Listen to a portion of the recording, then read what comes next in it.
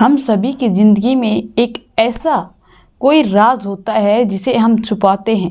कोई एक ऐसा हादसा होता है जिसकी हमें हमेशा टेंशन रहती है। ऐसा ही कुछ इस कहानी में नव्या के साथ हुआ था। उसका भी एक अतीत था जो उसे बहुत ज़्यादा तंग करता था। उसकी रोज़ सुबह उसी अतीत के साथ होती थी और वह हमेशा अपने आप को कोसती रहती थी। आखिरकार उसके साथ ऐसा क्या हुआ था कि वह अपने आप को कोसती थी कि वह एक सही डिसीजन ले लेती तो शायद उसकी ज़िंदगी बन जाती। जो अपराधी सरेआम खुले घूम रहे हैं उन्हें आज सज़ा हो चुकी होती। तो चलिए जानते हैं कि आखिरकार नव्या के साथ उसके अतीत में क्या हुआ था। नमस्कार दोस्तों, मैं Priyanka Yadav crime movement channel पर आपका हार्दिक स्वागत करती हूँ। आशा करती हूँ आप लोग खुश होंगे, स्वस्थ होंगे, अपना और अपनों का ख्याल रख रहे होंगे। तो आज की मेरी एक कहानी एक नव्या नाम की लड़की की है जो चित्तौड़गढ़ की रहने वाली थी। वह एक छोटे से गांव की थी। छोटे से गांव से निकलकर वह एक्टर बनना चाहती थी, लेकिन घर की स्थिति बहुत खराब थी जिसके कारण वह अपना सपना पूरा नहीं कर पा रही थी। लेकिन जी तोड़ मेहनत करने के बाद वह अच्छे मुकाम भी हासिल कर लेती है, क्योंकि उसका एक फ्रेंड होता है, क्लोजली फ्रेंड था। वह कहता है कि चलो मैं तुम्हारी मदद करूँगा, क्योंकि वह चाहती थी कि अब वह घर खर्चे के लिए घर घर जाकर काम करने लगे ताकि उनके घर का गुजारा हो सके। तब उसके फ्रेंड को यह बात पता चलती है तो वह कहता है कि यार तू पागल हो गई है, तुम्हारा जो एम है तुम उस पर फोकस करो, तुम्हें एक्टर बनना था, तुम्हें बाहर निकल कर जाना था। तभी वह कहती है कि मेरे पास इतने पैसे नहीं हैं, घर की स्थिति भी खराब है, माँ भी बीमार रहने लगी है, तो मेरी पढ़ाई का ही खर्चा नहीं चलता, मैं बाहर जाकर क्या करूँगी, न मैं किसी को जानती हूँ, कैसे अरेंजमेंट करूँगी। तब उसका उस बुरे वक्त में उसका फ्रेंड साथ देता है और उसे बम्बई भेज देता है, एक फ्लैट खरीद कर देता है। उसके बाद वह जब उसमें रहने लगती है और वह एक अच्छा मुकाम भी हासिल कर लेती है, एक्टर बन जाती है। उसकी माँ उस दौरान जब वह एक ऐसी स्थिति में थी जब उनके पास पैसे नहीं थे, तो उसकी माँ ने अपने सारे गहने बेचकर अपनी बेटी को पढ़ाया, क्योंकि बचपन में ही उसके पिता एक हादसे में अपनी जान गंवा बैठे थे। लेकिन वह कोई हादसा नहीं था, उसकी भी एक नई ही कहानी थी, लेकिन उस कहानी के बारे में किसी को कानों कान खबर नहीं थी। लड़की बम्बई में सेटल हो जाती है, माँ के गहने बनवा कर देती है। माँ भी बहुत खुश थी। उसका छोटा भाई था जो उसके इस काम से बिल्कुल भी खुश नहीं था। उसका मानना था कि जो लड़कियाँ एक्टर बनती है उन्हें न जाने कैसे कैसे काम करने पड़ते हैं, और मैं जानता हूँ कि तुमने क्या क्या किया है। तुम्हें एक बार यह हासिल करने के लिए तुमने कुछ ना तो कुछ दिया होगा, पैसा तुम्हारे पास है नहीं, तो मैं समझ सकता हूँ कि तुमने क्या किया है, और मैं ऐसे पैसे लेता नहीं, मैं कमाऊँगा। और उनके एक पुश्तैनी जगह थी जिसे वह बहुत संभाल कर रख रखी थी, लेकिन उसका भाई उसे बेचना चाहता था। नव्या और उसकी माँ को वह ज़मीन अपनी जान से भी प्यारी थी, क्योंकि उसके पिता उस ज़मीन पर घर बनाना चाहते थे, उसे बेचना नहीं चाहते थे, और उसकी जो मौत हुई थी वह भी इसी के कारण हुई थी। तो बहन कहती है कि तुझे जितने भी पैसे चाहिए मैं दूंगी, लेकिन तुम इस ज़मीन को नहीं बेचोगी। तुम चाचा जी की बातों में यूं ही आ जाते हो, ये पैसे लेकर सारे जब्त कर लेगा और तुम्हें एक फूटी कौड़ी नहीं देगा। लेकिन उसकी चाची और उसकी बेटी भी यही कहती है कि हमें यह ज़मीन नहीं बेचनी है, लेकिन यह ज़बरदस्ती बेच रहा है।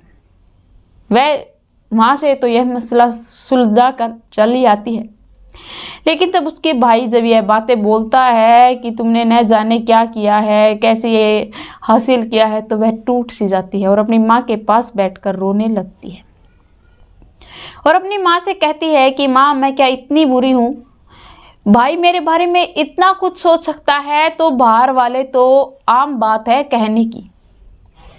बाहर वाले तो आराम से मेरे बारे में कुछ भी कह सकते हैं। यह सब कुछ कहकर वह रोने लगती है। उसकी माँ उसे समझाती है और कहती है कि बेटा यह बता कि तू कितने दिन रुकेगी।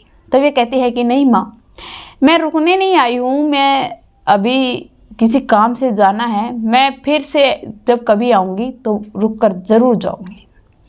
यह सब कुछ कहकर वह वहाँ से चली जाती है, लेकिन उसके बारे में किसी को कानो कान खबर नहीं थी और लड़की की डेथ हो जाती है।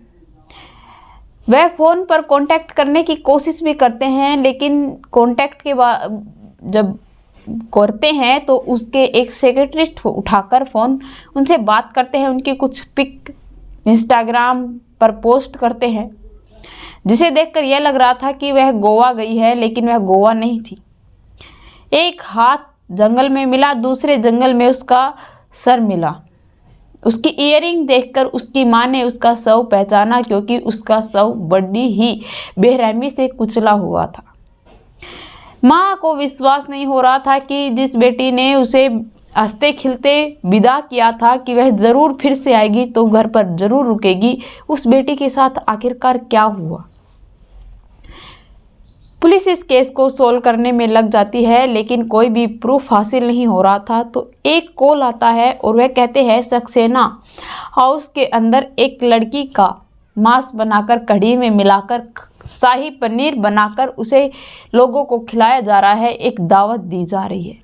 तो ये सब कुछ सुनते हैं तो लोग, पुलिस इंस्पेक्टर साहब समझते हैं कि एक अफवाह है, झूठ बोल रहे हैं। आजकल में फेक कॉल बहुत आते हैं। वह यह सब कुछ सोचकर उस कॉल को ऊपर कोई भी गौर नहीं करते, लेकिन जब केस की जांच पड़ताल होती तब वहाँ पहुँचते हैं। जब पूछताछ की जाती है तो पता चलता है कि वह कोई लड़की का मांस नहीं बल्कि कुत्ते का मांस था। वहाँ के आसपास के लोगों से पूछताछ की जाती है तो वहाँ के जिन लोगों ने वह दावत दी थी वह लोग वहाँ पर नहीं थे, लेकिन पुलिस को शक होता है तो वह खोलकर उनके घर के अंदर पहुँचते हैं तो देखते हैं उनके घर के सारे लोगों ने फांसी लगाकर ऊपर लटके हुए थे। सभी को आराम से वहाँ से उतारा जाता है। डेड बॉडियों को पोस्टमार्टम के लिए भेज दिया जाता है। पता चलता है कि जिसने भी यह काम किया है बड़े ही शातिर तरीके से किया है, क्योंकि आसपास के लोगों तक ये कानो कान भनक भी नहीं पड़ी कि वह लोग घर के अंदर लटक कर अपनी जान गंवा चुके हैं। लेकिन आसपास के लोगों का यह कहना था कि वह लोग दावत देने के दूसरे ही दिन यहाँ से रवाना हो गए, न जाने कहाँ शिफ्ट हो गए। उन लोगों का कुछ पता नहीं चल रहा था कि आखिरकार वह लोग ऐसे क्यों घर छोड़कर चले गए। पुलिस को जब उन लोगों की लाश देखी तो उन्हें यह शक था कि इन लोगों का मर्डर बिल्कुल बहुत आसानी और बहुत सावधानी से किया गया है। इस मर्डर को छुपाने की भी कोशिश की गई है ताकि आसपास के किसी भी लोगों को कानो कान खबर ना हो चले। वह लोग तो मर गए थे, लेकिन अब उनके पीछे का जो केस था वह अब तक सोल्व नहीं हो पा रहा था। लेकिन पुलिस भी कहाँ हार मानने वाली थी।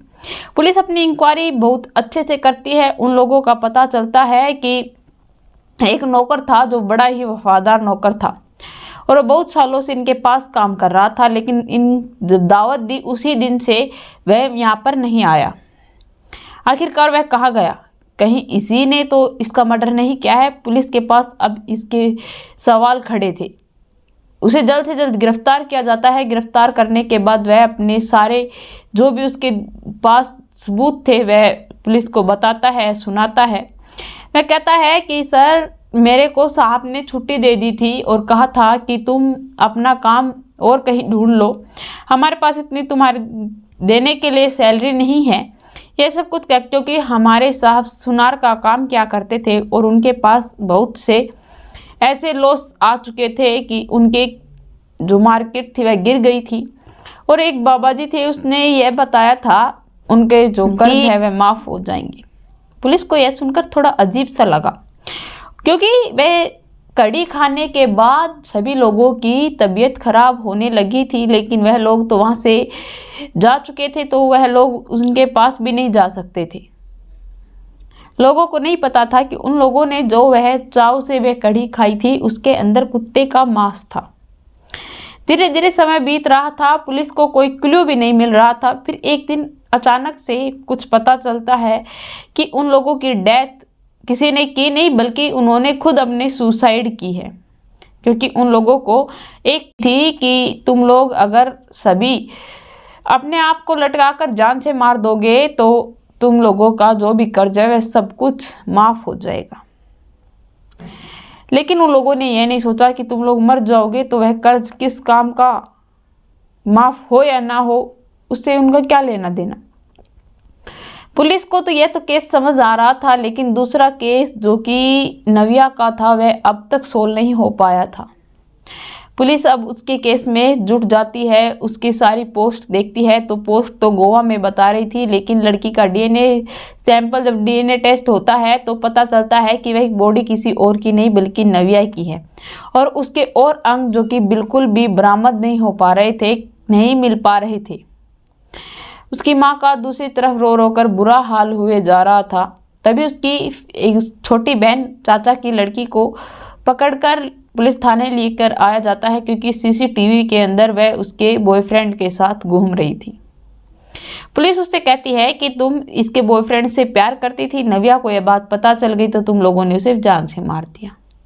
वह कहती है कि नहीं सर, यह इसका बॉयफ्रेंड है, मैं इसके साथ घूमने फिरने नहीं गई थी, बल्कि मेरी बहन और इसका ब्रेकअप हो रहा है तो यह मुझसे रिक्वेस्ट करता है कि तुम अपनी बहन को मनाओ, मुझसे बातें करे। क्योंकि जिस दिन मेरी बहन का बुरा वक्त था तो इसने मेरी बहन का बहुत साथ दिया था, लेकिन बहन जब सक्सेस हासिल हो गई तो वह इसे बुलाना शुरू कर दिया, इससे बात नहीं करती थी। इसीलिए मैं इसकी सिर्फ और सिर्फ मदद करना चाहती थी। मुझे लेकिन एक बात और पता चला है, मेरे पिता यह सब कुछ कर सकते हैं, क्योंकि कल मेरे मम्मी और मेरे पापा झगड़ा कर रहे थे, जिसके अंदर मुझे यह पता चलता है कि मेरे ताऊजी को किसी और ने नहीं बल्कि मेरे पिता ने ही मारा था। और यह मेरी बहन नव्या को पता था। उसने मेरी और मेरी माँ की ज़िंदगी बचाने के चक्कर में मेरे पिता के ऊपर केस नहीं किया और किसी को यह बात नहीं बताई। यह सब कुछ जब नव्या की माँ को पता चलती है तो वह उन लोगों से रिश्ते नाते सब कुछ तोड़ लेती है और कहती है कि मुझे नहीं पता था कि आप लोग इतनी गिरी हुई हरकत भी कर सकते हो। घर के अंदर दहशत सी फैली हुई थी, जवान मौत थी, लेकिन उसका कोई भी सुराग भी नहीं मिल पा रहा था, न कोई कांटेक्ट। फिर एक दिन जब केस की दोबारा से जांच पड़ताल की जाती है तब भी कुछ हासिल नहीं होता। फिर पुलिस इंस्पेक्टर साहब कहते हैं कि आसपास के सभी शहरों के अंदर ऐसी कोई और रिपोर्ट दर्ज है क्या, वह बताओ। क्योंकि लड़की नव्या शूटिंग छोड़कर कुछ सुनार के काम से उसके एडवर्टाइज करती थी या सोने की चीज़ें बेचने गई थी। उन लोगों का कहना था कि उन्होंने उनको सोना बेचा, लेकिन उसमें एक बिस्किट सोने का था और सारे अंदर से पत्थर थे और बाहर से सोने की परत लगी हुई थी। और उसने उन्हें चूना लगाया 31 लाख का। उसके बाद वह लापता थी। यह सब कुछ सुनने के बाद पुलिस को शक होता है, वह उसकी जांच पड़ताल करते हैं तो एक केस फिर से एक सुलेखा नाम की लड़की के नाम से दर्ज था कि सुलेखा नाम की लड़की सोने के बिस्किट बेचती है और वह वैसे कि वैसे ही एक सोने का बिस्किट असली था और सभी नकली। पुलिस को यह तो शक हो गया था, लेकिन उसका कोई भी नाम असली नहीं था। कोई उसका फ़ोन डिटेल थी, वह भी फ़ोन भी किसी का उठाकर यूज़ किया था। कोई आरडी भी उसकी असली नहीं थी, जिसके कारण पुलिस को अब पकड़ना बड़ा ही मुश्किल काम था। लेकिन जब सीसीटीवी कैमरे देखे गए तो वह जो कार लेकर गई थी वह नव्या की थी।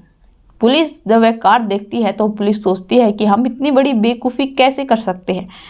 हमने नव्या की तो बॉडी को अपने कब्जे में ले लिया, लेकिन कार का ख्याल हमारे दिमाग से कैसे निकल गया, इतने अपराध कर चुकी है। वह उस कार्य के जरिए उस लड़की तक पहुंचते हैं। लड़की तक पहुंचने से पहले उन लोगों को पता चलता है कि एक सुनार जो कि उसके पास हर वक्त आता था, कुछ ज्वेलरी या कुछ वह हर चीज़ उनसे ही मनवाया करती थी। तो नव्या को भी पैसे की ज़रूरत थी और उस लड़के को भी, तो उन दोनों ने प्लान बनाया। पहले तो नव्या मना कर देती है, लेकिन नव्या को पैसों की ज़रूरत होने के कारण वह यह सब कुछ एक्सेप्ट कर लेती है, नकली सोना बेचने लगती है। वह उस लड़के से प्यार करने लगती है, लेकिन उस लड़के ने गांव में ही शादी कर अपनी पत्नी को गांव में छोड़ रखा था। वह नव्या को खूब मनाने की कोशिश करता है कि हम यहाँ रह जाएंगे, मेरी पत्नी को कानों कान खबर नहीं चलेगी, लेकिन नव्या नहीं मानती है, जिसके कारण वह उसे जान से मार देता है। यह सब कुछ करने के बाद वह एक नई लड़की ढूंढता है, जिसका नाम तो रिया होता है, लेकिन उसका नाम चेंज कर वह उससे धंधा करवाता है। यह सब कुछ जब पता चलता है तो पुलिस उसे गिरफ्तार कर लेती है और नव्या का केस भी सोल्व हो जाता है। लेकिन नव्या अब इस दुनिया में तो नहीं रही, लेकिन उसके अपराधियों को पुलिस ने गिरफ्तार कर लिया। तो दोस्तों, नव्या के साथ जो हुआ वह बहुत गलत था। तो आप लोगों को मेरी यह कहानी कैसी लगी कमेंट में लिखकर ज़रूर बताना। मेरे चैनल को सब्सक्राइब करना, बेल नोटिफिकेशन को ऑन करना, ताकि ऐसी हर वीडियो जल्द से जल्द आप लोगों तक पहुंच पाए।